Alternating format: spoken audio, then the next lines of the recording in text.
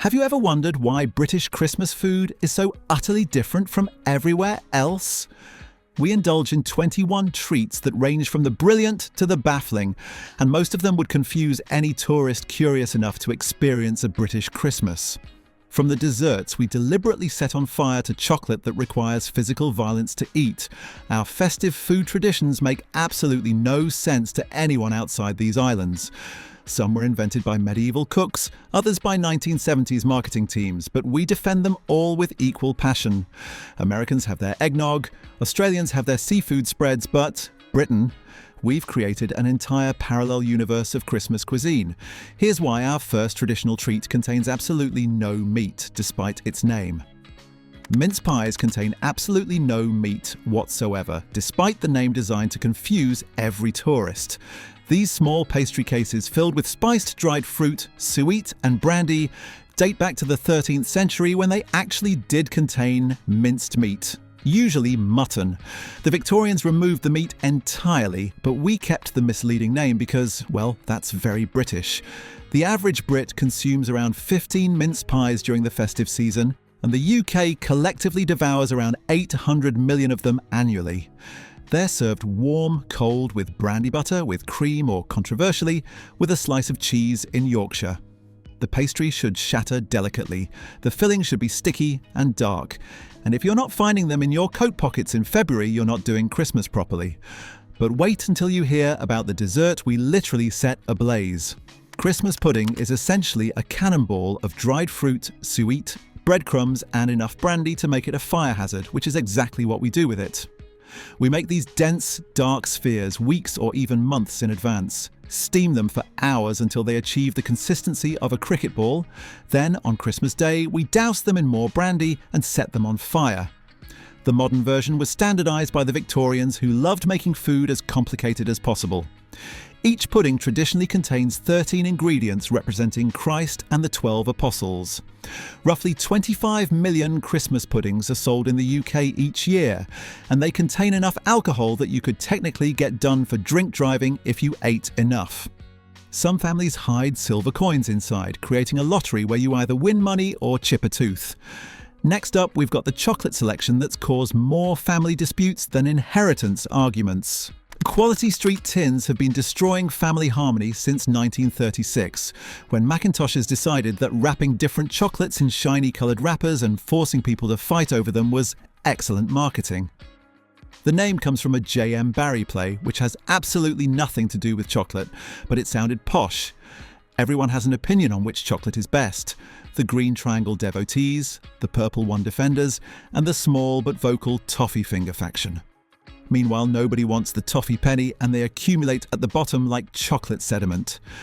Nestlé took over production in 1988, and they've been accused of shrinking the tin size while keeping prices the same.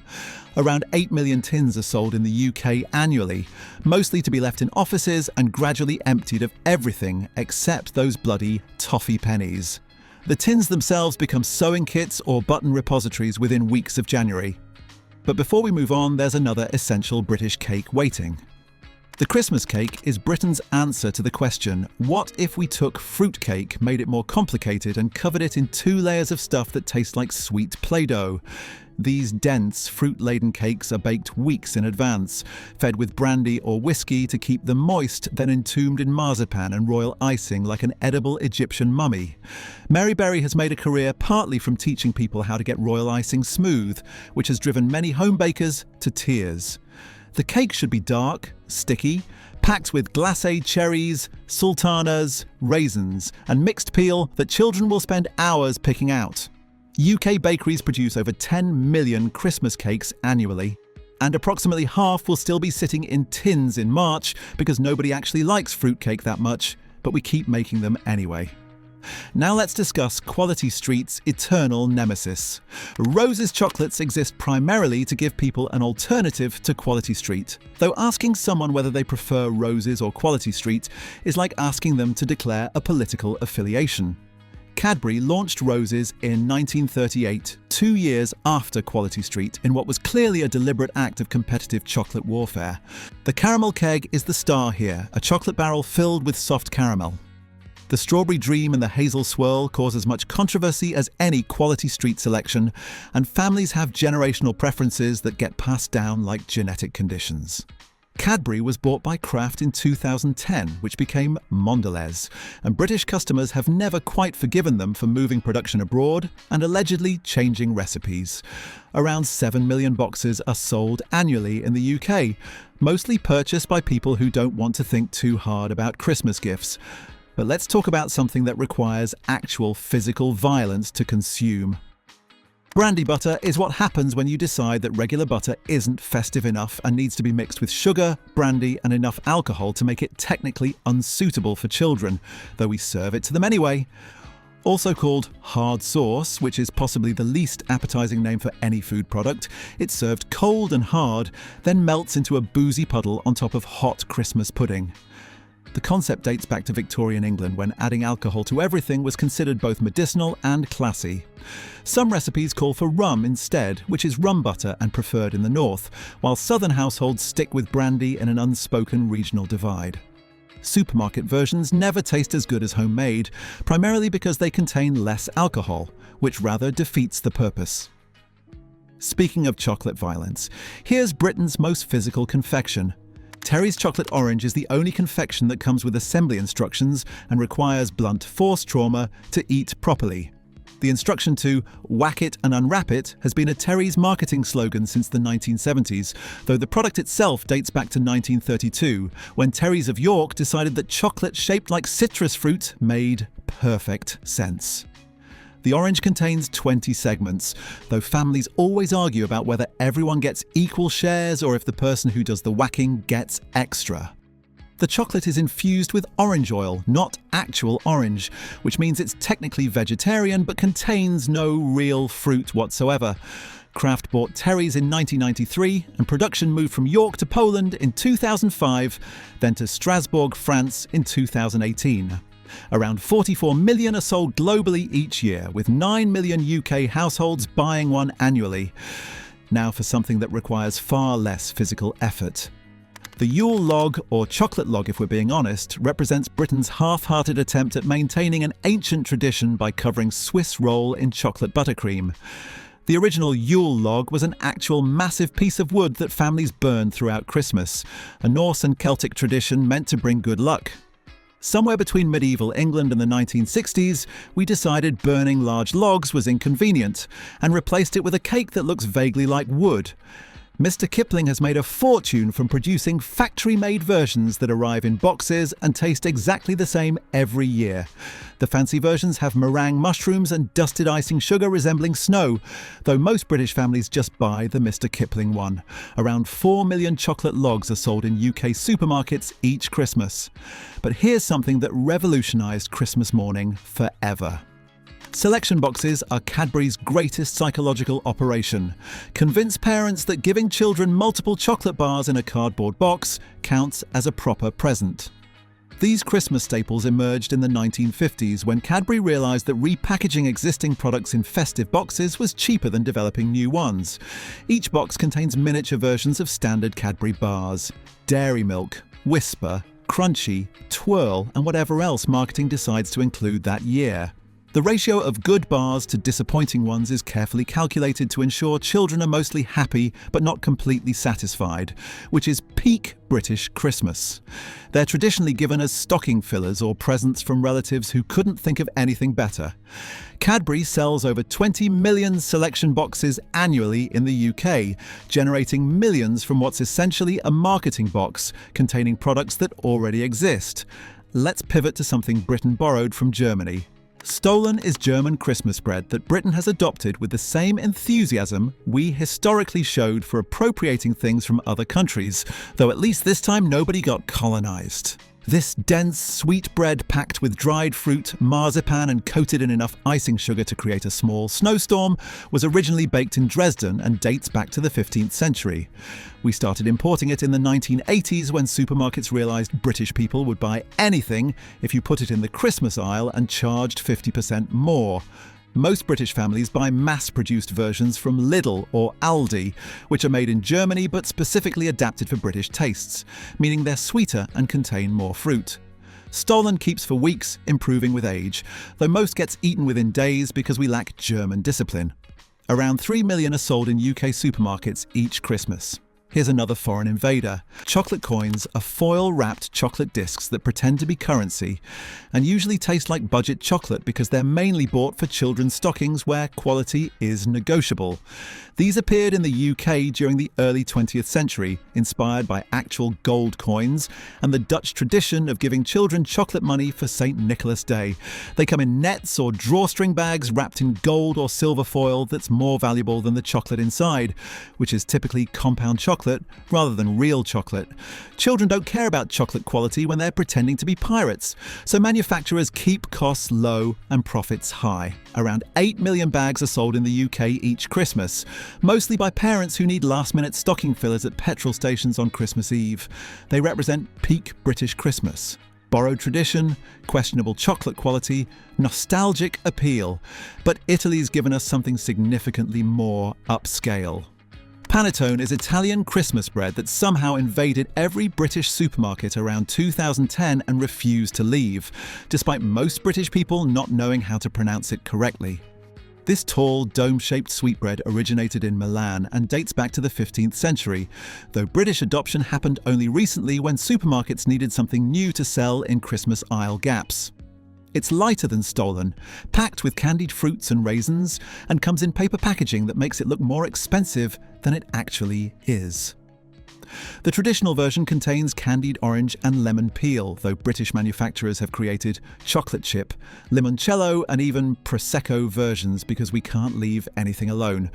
Around 2 million panettones are sold in the UK annually, mostly to people who think it looks sophisticated and then don't know what to do with the leftover half.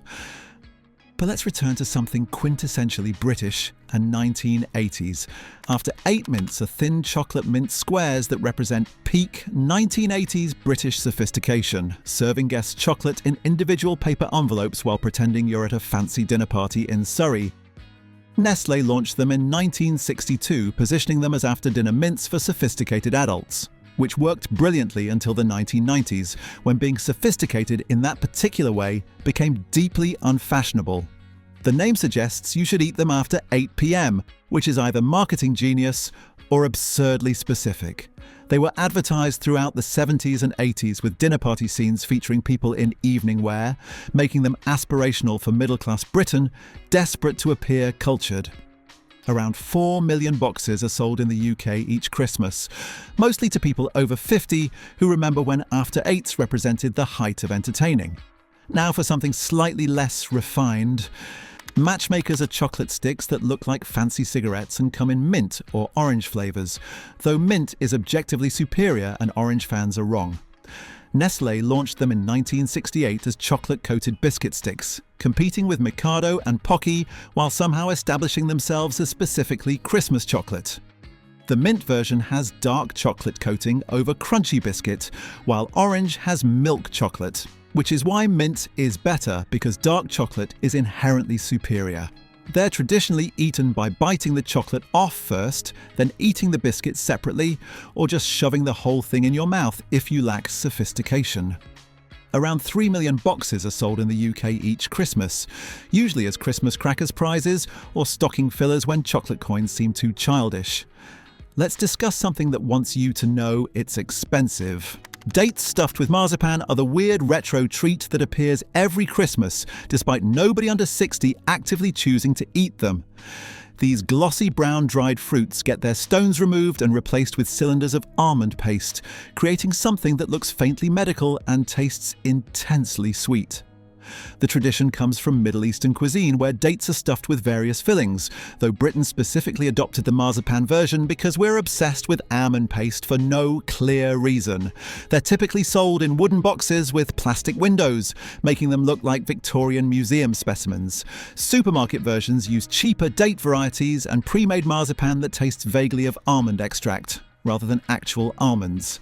Around 500,000 boxes are sold in the UK each Christmas, mostly to elderly relatives who genuinely enjoy them. Speaking of luxury pretensions, here's chocolate's attempt at being posh. Ferrero Rocher are gold-wrapped hazelnut chocolates that single-handedly convinced 1990s Britain that pyramid displays of chocolate balls represented the height of sophisticated entertaining. The famous Ambassador's Reception advertising campaign ran throughout the 80s and 90s, featuring posh parties where guests were apparently moved to tears by chocolate presented on golden trays. They consist of whole roasted hazelnut, surrounded by hazelnut chocolate filling, coated in wafer, covered in chocolate, and rolled in chopped hazelnuts, which is approximately 4 more layers than necessary, but creates the luxury appearance that justifies higher prices. Italian confectioner Ferrero created them in 1982, and they arrived in the UK shortly after. Around 15 million boxes are sold in the UK annually, with sales spiking dramatically at Christmas when people panic buy them for hosts and relatives. But not everything Christmas is sweet. Stilton cheese is Britain's contribution to Christmas cheese boards.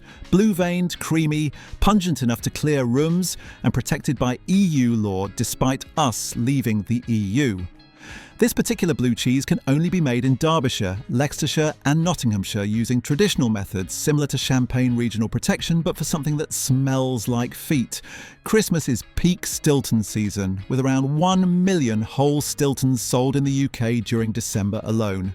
Many purchased by people who'll take one bite and decide they hate blue cheese. The tradition of eating Stilton at Christmas dates back to the 18th century when it became fashionable among wealthy families. It's traditionally served with port, which is code for needing alcohol to mask the intense flavour. Around 10% of annual Stilton production happens in December. But let's discuss something equally divisive but significantly less sophisticated.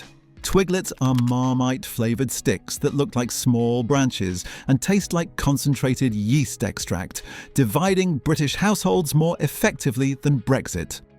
These crunchy wheat-based snacks were invented in 1929 by Peak Friends, and the name references their twig-like appearance, though they look more like deformed breadsticks. They're coated in Marmite-style yeast extract, creating something that's either addictively savoury or absolutely revolting, depending on your genetic makeup and relationship with umami. Christmas is somehow peak Twiglet season, with supermarkets stocking festive multi-packs and family-sized bags despite them being available year-round. They're traditionally served at Christmas parties alongside nuts and crisps. Around 8 million packs are sold in the UK each Christmas, mostly purchased by people over 40 who remember when Twiglets actually tasted better before recipe changes. Now for something that's not even food.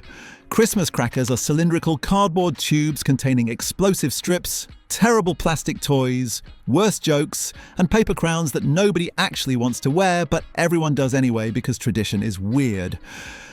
Tom Smith invented them in London in 1847 after visiting France and seeing bonbons wrapped in paper, though the explosive element came later.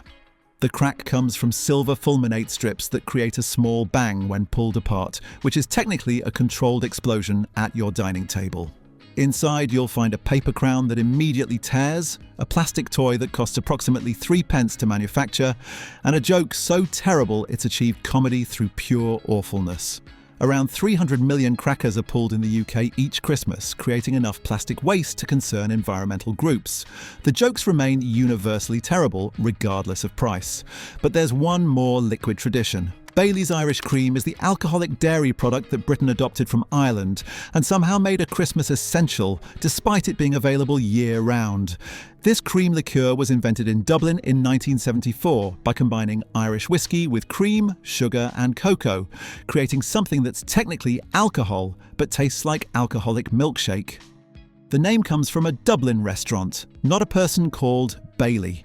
It contains 17% alcohol by volume, which is enough to get you drunk if you try hard enough but low enough that people forget they're drinking alcohol and overconsume.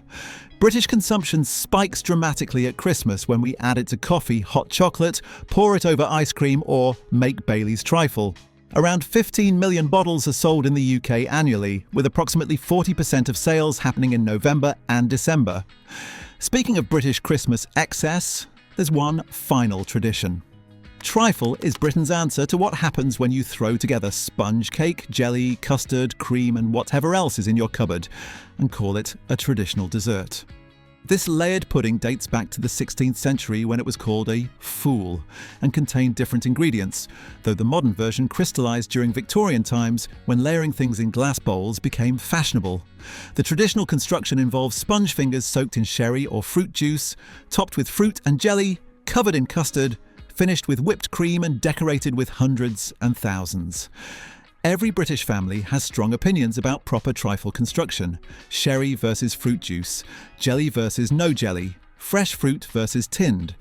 Around 10 million trifles are consumed in UK households each Christmas. The best trifles have distinct layers visible through glass bowls, though most end up as beige mush, where everything's merged together. If you enjoyed this, check out our video about British Christmas traditions that have completely disappeared. Do you think these Christmas treats make Britain utterly divorced from global normality? We set puddings on fire, whack chocolate oranges, fight over Quality Street, and eat cheese that smells like biological warfare, all while pretending this is perfectly normal. The rest of the world watches us with fascinated horror, probably wondering why we're so committed to traditions that seem bonkers to outsiders. But that's British Christmas. Weird, excessive, occasionally disgusting, and we wouldn't change a thing.